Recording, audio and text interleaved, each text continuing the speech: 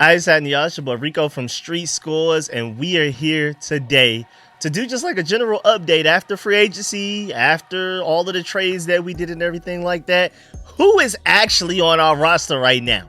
Just to let y'all know, heads up, we don't even have like a full 90-man roster. I'm pretty sure the draft is going to help a lot with that. Undrafted free agents, there's probably going to be another wave of free agency of like some veterans that maybe we'll wait till after the draft. We're kind of just waiting to see what we get from the draft crop, and then all right, then we'll go and we'll take a deeper look at some of those veterans. Kind of like if you're looking at a Justin Simmons at safety, who I really want, or like an Elijah Moore at wide receiver that I also really want. We're probably waiting until after the draft to get guys like that. But as of right now, we definitely don't have a 90-man roster, but we're here to break down exactly who we have. And of course, we're doing this in a depth chart type of way. We're like names that are orange, starters, names that are yellow, rotational pieces, and then that really like faded yellow is like you're probably safe making the roster, but you're more so depth. And then you have the white names that you're more than likely not even making this team. So we're going to dive into that for every position group. Of course, we're starting with the offense today.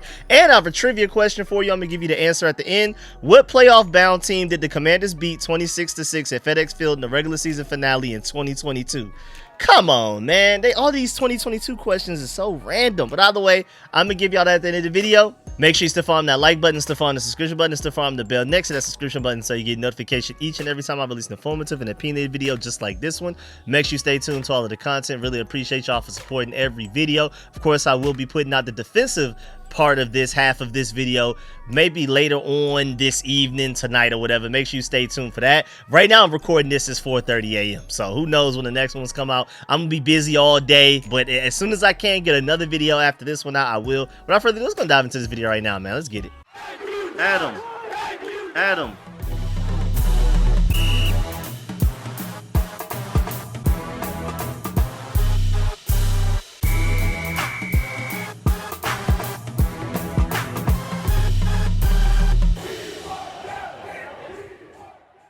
And again, today is my mom's birthday. I'm recording this at 4:30 a.m. So by the time I wake up, gym, and then I'm with my mom all day, I'm going to try to get this defensive half of this video to y'all as soon as possible. But for now, we're focusing on the offense. And of course, quarterbacks, we have 4 technically on roster right now with Sam Hartman still technically there.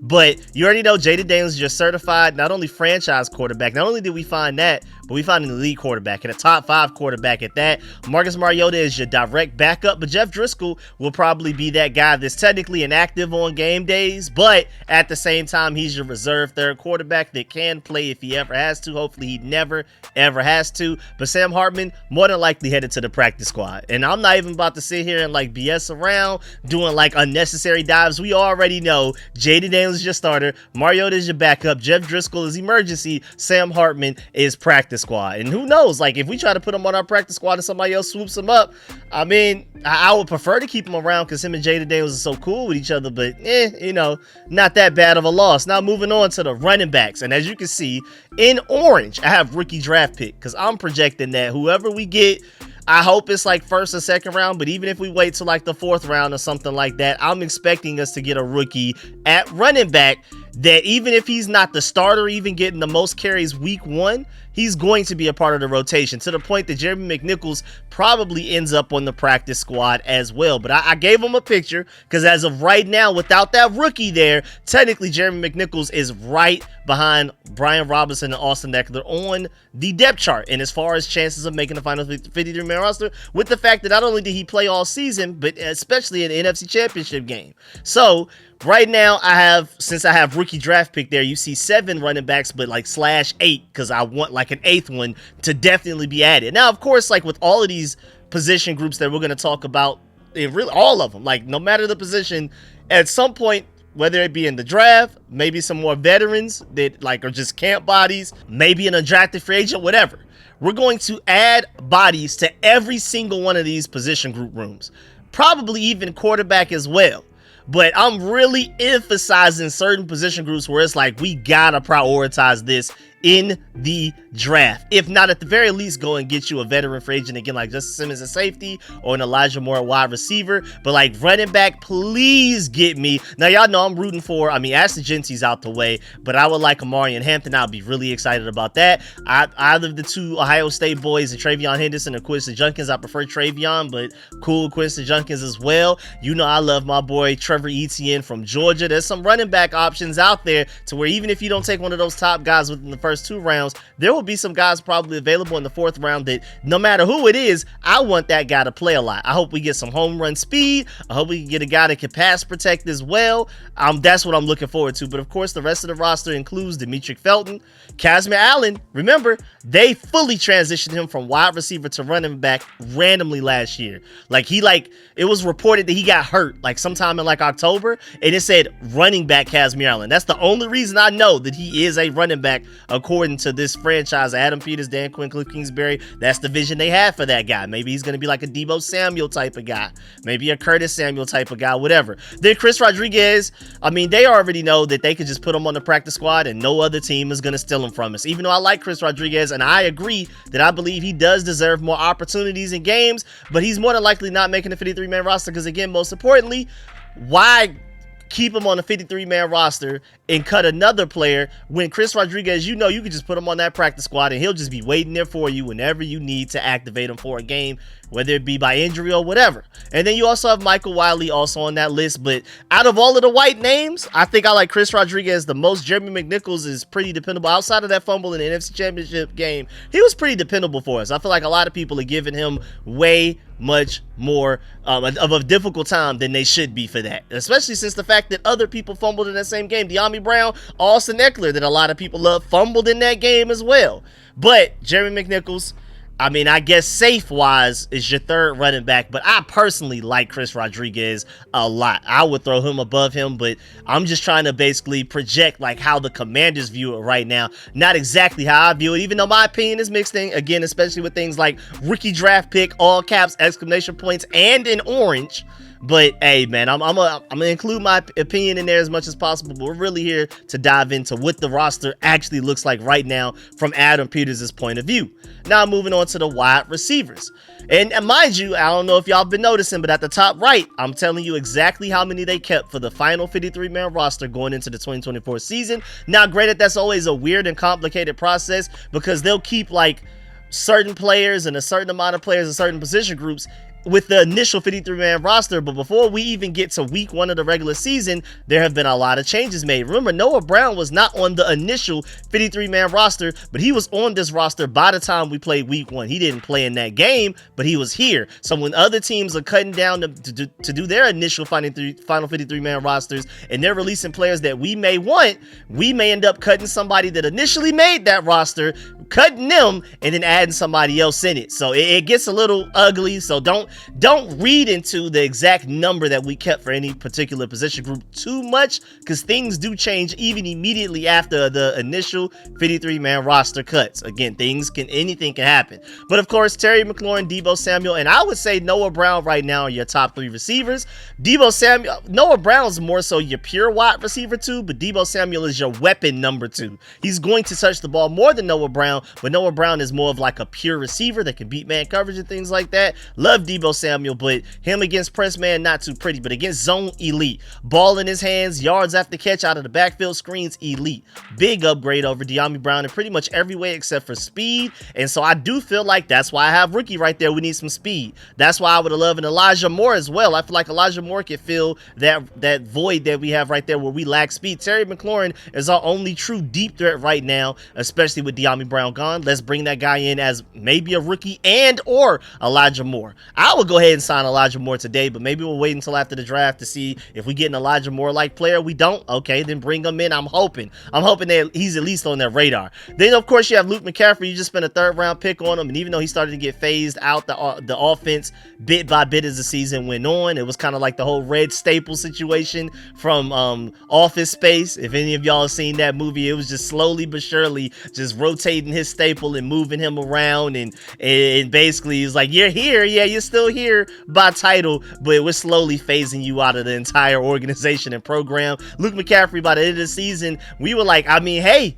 Can he do some punt returns? Can he do some kick returns for us? And he was decent, but he wasn't great. I'm hoping this year he bounces back, and maybe that was just an ugly rookie season, and that's not who he is. That's not indicative of who he'll be throughout his entire career. I really want Luke McCaffrey to step up. And then KJ Osborne, man, last year as well, just like Luke McCaffrey, but even worse, that boy could not grasp the offense. I think the only game that he played in after we signed him, and remember, we played like 3 or 4 regular season games and 3 postseason games after we signed this guy. He only played in 1 game for like 19 snaps, and the only thing he did was get a holding penalty. No targets, no catches, no nothing. Just a holding penalty. But he's too talented for that. So I feel like maybe having an entire offseason learning the offense, he'll be able to contribute, because he was a really good wide receiver 3, at least for the Vikings at one point just a couple of years ago. You can maybe even make an argument that he was a decent wide receiver 2. If he can get back to his Viking self, this is a lot of really good depth in the wide receiver room.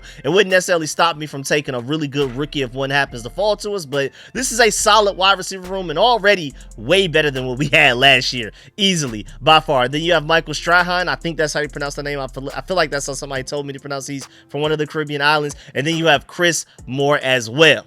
Again, the names in white, not making the roster, more so just camp bodies. We're probably going to add more to this room as well. We're not going into training camp with only 7 receivers, just to warn y'all. But again, I would like a rookie in there. I could have said /8, but I don't think it's as necessary as I feel about running back. Now moving on to the next position group. Tight end, Zach Ertz is your certified starter, but John Bates and Ben Sinnott will, of course, obviously make the 53-man roster, but they'll also play a lot. That's why they're like a slightly lighter yellow than Zach Ertz, but they're not as light as Kosin Yankov, who will make the roster, because as soon as he wasn't hurt, they brought him back immediately. They like this guy, and I believe he made the initial 53-man roster last year, if I'm not mistaken. I could be wrong there, but either way, the whole point is they really like this guy. Special teams and even just blocking wise, they really are high on Kosin Yankov, even higher than I am on him. And then you have Lawrence Cager, former wide receiver that transferred. Where did he come from? Miami? Then he transferred to Georgia, I believe. And I remember being so excited about him, man. I was so excited about getting Lawrence Cager. It never worked out. And then ever since he's gotten to the NFL, he had to transition from wide receiver to tight end. And I'm not necessarily expecting it to work out here all of a sudden, but he's there. That's a former Georgia Bulldog. We don't have a lot of those, and I'm rooting for as many as I could get. Then Tyree Jackson, former quarterback, elite athlete, like a 9.7 something relative athletic score. He's very raw at tight end, though. He's basically like another Armani Rogers, but I was higher on Armani Rogers than I am on Tyree Jackson, so we'll see where that goes. And technically, Cole Turner is on the roster, but again, names in white, I'm not even expecting to make the roster. Now, it would be nice that if somehow, especially in the first round or wherever, one of those really good tight ends falls further than they're supposed to. And then even though we're going into the draft not necessarily needing a tight end for the 2025 season per se, I would like to go ahead and get a guy that we can groom into our starting tight end for 2026, because you think after Zach Ertz just gave us 20 games last year, and then we're hoping he can give us 21 games this year. You win the NFC Championship game, and then you go to the Super Bowl and play in that. We're hoping we get 21 games out of him there. That would be 41 games from mid-30s Zach Ertz. I just don't see him. And I see him playing very well for us this year, just like how he did last year. And if anything, probably even playing even better, because now him and Jada Dale's chemistry is like this. And you saw that whenever we stopped load managing him and we got to the playoffs and we really needed him to step up, he stepped up big time. So he has it in him. I just believe they're kind of coasting with him throughout the regular season. Like a hidden load management situation where we're not asking him to do too much, not too many targets, not too many routes run. When we get to the playoffs and this game's we have to win, that's when you notice he starts to play more and step up. And my point is, I don't think Zach Ertz is going to be able to, if he is, even if we do re-sign him for the 2026 season, how high of a level can he play? People didn't even think he could give you 2024. Now we're assuming that he's going to give us 2025. Is it safe to assume he can give us 2026? I would love it if some point in this draft, especially like a guy Kosin Loveland, somehow falls to 29. I'm taking that in the first round. I'm sorry, that's best player available, unless there's some other just freakish talent that for no reason makes it to 29, like Walter Nolan or Michael Williams, maybe even Malachi Starks. But Kosin Loveland at 29, ridiculous, arguably still in the draft type of stuff, but it happens. I've seen it in mock drafts, and I would just go ahead and draft him there because he would literally be a Zach Ertz successor with maybe even a higher ceiling.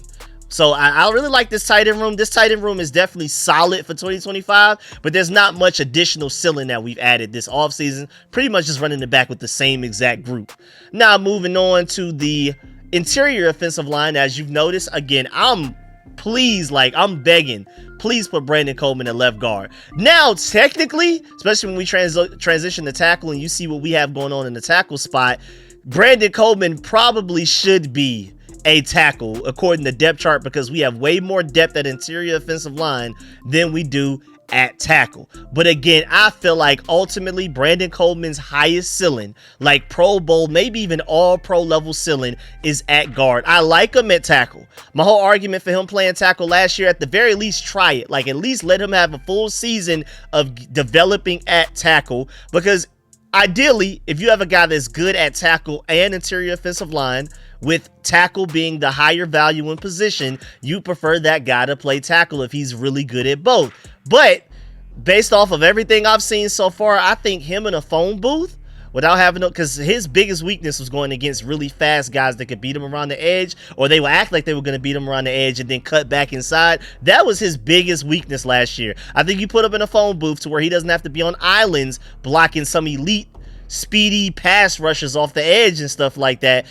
I think he could really succeed at guard. I think his freakish athleticism, him and Samuel Cosmi would give us the most athletic guard duo in the entire NFL, especially when Samuel Cosmi comes back healthy. So I think his highest ceiling is at interior offensive line. That's my dream scenario. The only problem is, with this scenario, you have Laramie Tunsil at left tackle, Brandon Coleman starting at left guard, Tyler Biadasz at starting center, Samuel Cosmi when healthy, right guard, and Andrew Wiley at right tackle. And again, I'm higher on Andrew Wiley than most of y'all. I feel like Cliff Kingsbury did a great job of hiding his weaknesses through scheme and play calling. Eric Bieniemy, I can see why y'all hated him back then a couple of years ago, because Eric Bieniemy just had that guy on the island. Like, you figure it out.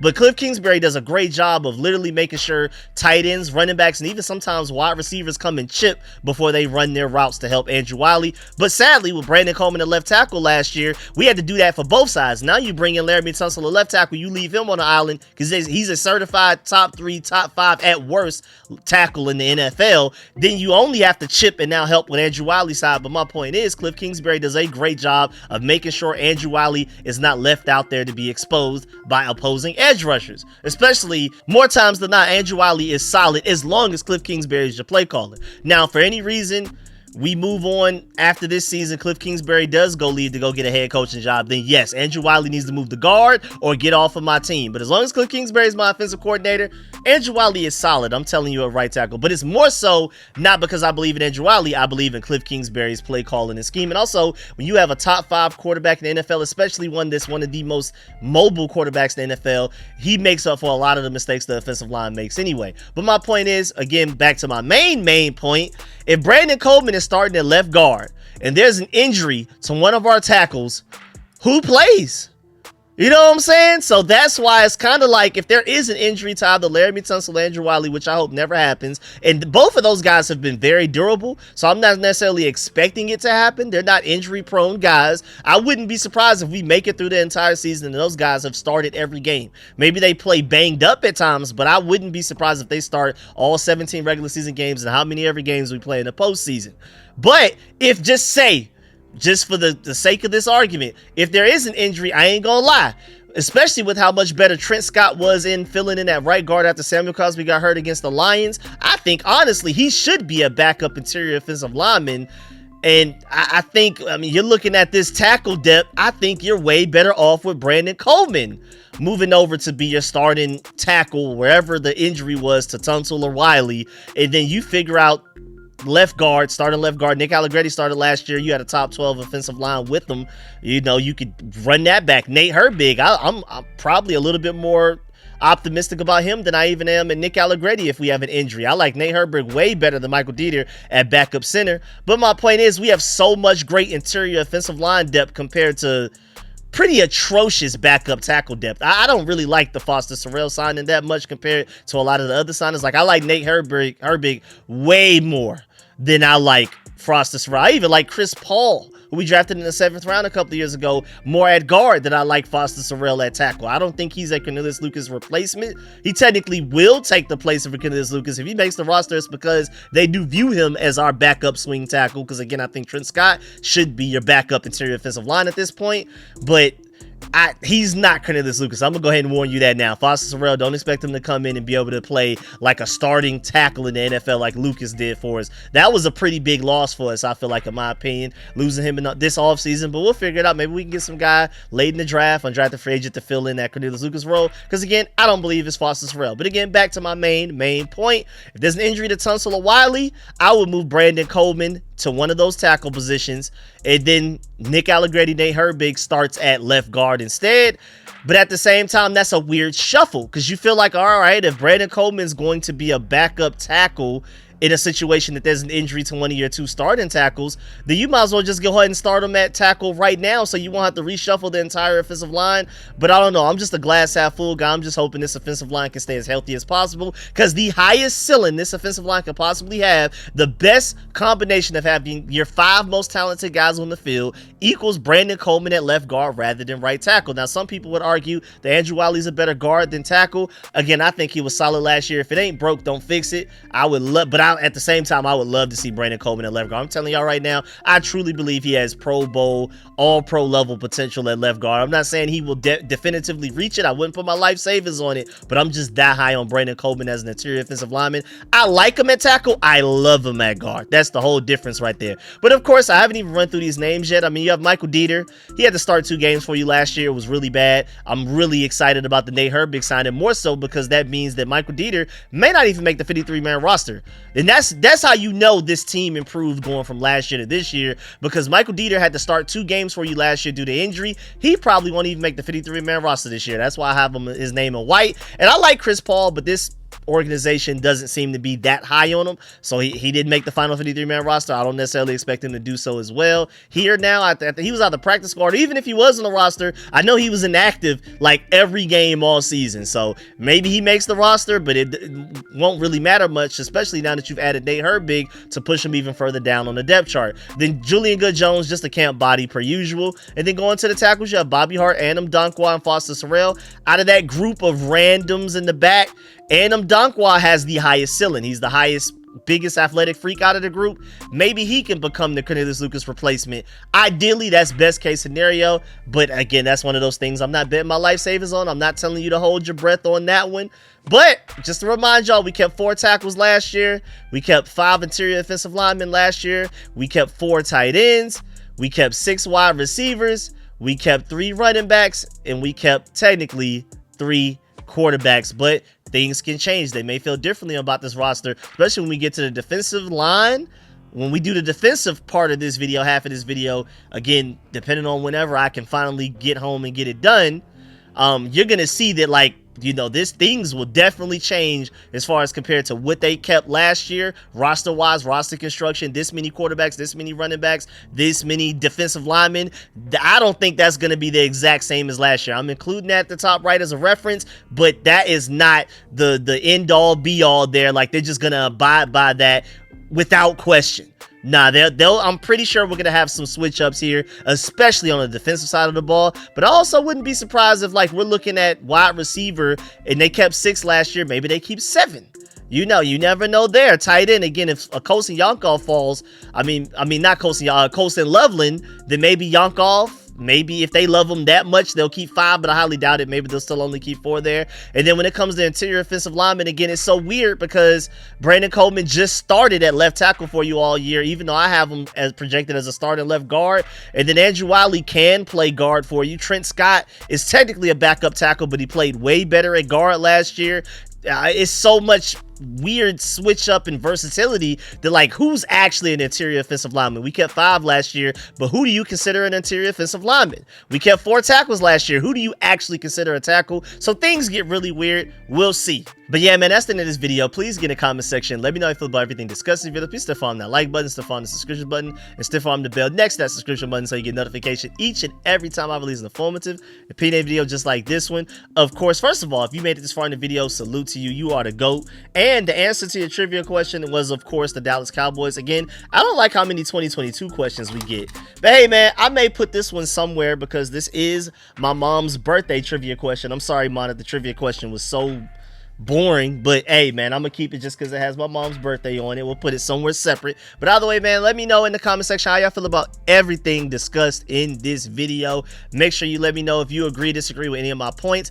Do you agree, disagree with any of my projections of who will make the roster? What needs we have? Like you saw how I had rookie running back in all caps. Do you agree that we really need to focus on getting one of those early in the draft? Let me know how you feel about everything, man. Do you agree that Brandon Coleman should be a starting left guard? I know a lot of y'all feel like he should be our starting right tackle. Let me know how y'all feel about every single part of this video. Really appreciate y'all. Make sure y'all leave a like on the way out, and I'm gonna catch y'all later whenever I can with the defensive half of this video. Unless some breaking news comes out, then I gotta talk about that, and then the defensive half of this video comes out later. Who knows? Just make sure you stay tuned. Have that bell next to the subscription button clicked in so you get notified immediately when I release these videos. Catch y'all later. Appreciate y'all. I'm out.